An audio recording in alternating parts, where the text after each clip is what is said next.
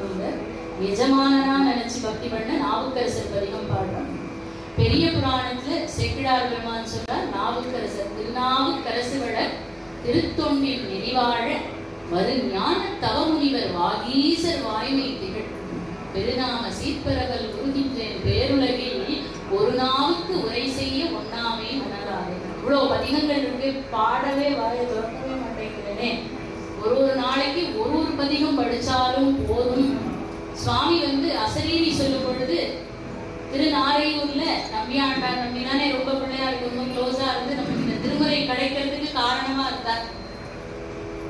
எப்படி கண்டுபிடிக்கிறதுன்னு தெரியல திருமுறையே. சோழமன் அதை கேட்ட உடனே ராஜாவுக்கு ரொம்ப சந்தோஷமா போயிடுது. ஒரு சின்ன குழந்தை இவ்வளோ அழகா அந்த பதிகத்தை சொல்லி சுவாமி நமஸ்காரம் பண்ண உடனே கோவில்ல சிதம்பரத்துல கேட்டதும் அவ்வளோ சந்தோஷப்படுறார்.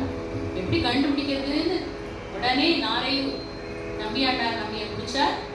நீங்கதான் ரொம்ப க்ளோஸா இருக்கே, பிள்ளையா இருக்கு, இன்னைக்கு எந்த அட்ரஸ்ல வச்சுருக்காரு திருமுறை எல்லாம் கொஞ்சம் கேட்டு சொல்லுங்க. உடனே அவர் கேட்டதும் போய் நமஸ்காரம் பண்ணிட்டா, நைவேத்தியத்தை பண்ணி முடிச்சா. எப்பயும் இன்னைக்கு என்ன சௌக்கியமா, இன்னைக்கு என்ன கதை அப்படி கேட்பார் பிள்ளையார். அவர் அப்படி ஞானம் கொடுத்து அவ்வளோ ஆட்கொண்டார், தடுத்து ஆட்கொண்டார் நம்பியாண்டார் நம்பி. சிதம்பரம் நடராஜ பெருமானுடைய வடப்பக்க வாசல்ல இருக்க அறையில திருமுறைகள் இருக்கு அப்படின்னு காண்பிச்சு கொடுத்தார். கொடுத்ததும் அதை போய் எடுத்தா இல்லையா, பாதி செல்லரிச்சு போயிடுது. அதை பார்த்ததும் மனசு ரொம்ப ராஜா வருத்தப்பட்டார். ஐயோ எத்தனை பதிகம் போச்சுன்னே தெரியலையே. சுவாமி உடனே அசரீரி சொல்றாரு, இருக்க பதிகத்தை முதல்ல படிச்சிருக்கோம் எல்லாரும். அதுக்கே நம்மளுக்கு நாழி போறவே மாட்டேங்கிறது இல்லையா.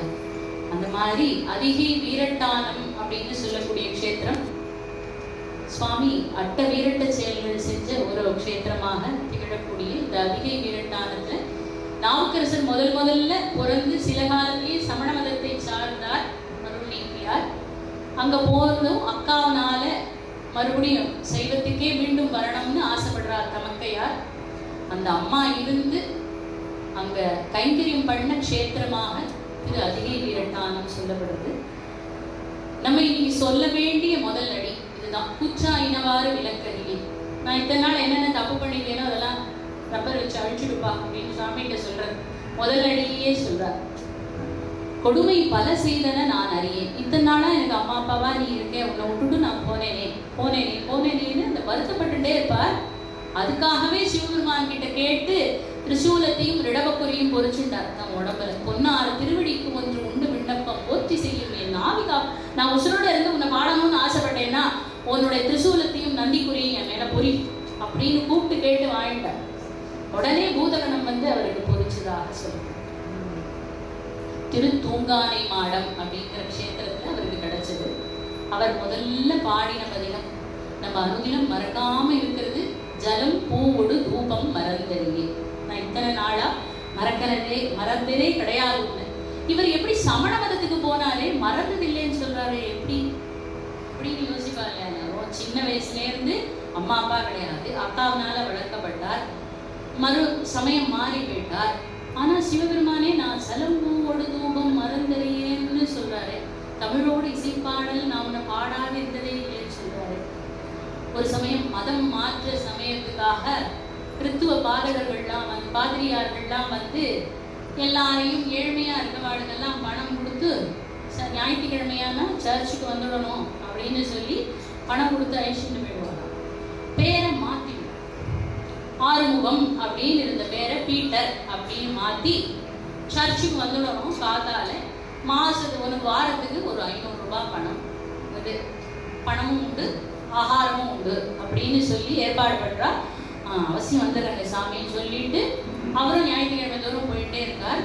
ரொம்ப அழகா ஊர்ல ஒரு நாட்டிய கச்சேரி வச்சிருக்கார். எந்த நாளும் ஆறுமுகம் ஊரை சுத்தி வரவர். அவரை போய் ஒரே இடமா உட்காந்து வச்சு கண்ணை மூடிட்டே இருந்தா முடியாது இல்லையா. அன்னைக்கு அந்த ஆட்டத்தை பார்க்கறதுக்கு அவ ஃப்ரெண்ட்ஸ் எல்லாம் போறா, தான் மட்டும் போலேன்னு மனசவே இன்னைக்கு ஞாயிற்றுக்கிழமையா இருக்கேன், இவர் வேற போலேன்னா போச்சு பாருன்னு ஒரு பக்கம் தோணுது. நம்ம ஃப்ரெண்ட்ஸ் எல்லாம் போயிட்டாலே நம்ம மட்டும் போலே ஒவ்வாடுறக்கமேன்னு தோணுது. சரி பேசாம ஒன்று பண்ணுவோன்னு தலையில துணியை போட்டுட்டு நேரம் ஆட்டத்துக்கு போயிட்டேன். ஆட்டத்துக்கு போனதும் எல்லாரையும் என்ற இந்த பாதிரியார் நம்ம கூப்பிட்ட வாழ வந்திருக்காளா, பேர் மாத்தின வாழ வந்தாச்சு, ஒரு அட்டண்டன்ஸ் இருக்கிற பீட்டரை காணும். உடனே மறுநாள் அடுத்த வாரம் வர பீட்டரை பார்த்து, என்ன பீட்டர், இயேசுவை மறந்தனையோ அப்படின்னு கேட்கிறார். சிவசிவா, இயேசுவை மறப்பேனோ? அந்த மாதிரி உள்ள சுவாமி உட்காந்துருக்காரு சிவபெருமான். சரவணவதத்தை போய் சார்ந்தார், அவ்வளவுதான். உள்ள அவர் உட்காண்டாச்சு. எப்படி மறக்க முடியும்? அவர் இந்த ஜென்மா கொடுத்து இங்க அனுப்பியிருக்காரே அவர் தான். வாகீச முனிவரா இருந்து மறுஜென்மால உனக்கு சூளை தந்து தடுத்தாள் கொள்வோம்னு சொல்லி இங்க அனுப்பிட்டார். இவர் எப்படி மறந்து இருக்கிறது? இதுதான் இந்த பதிகம். இனவாறு விளக்கடி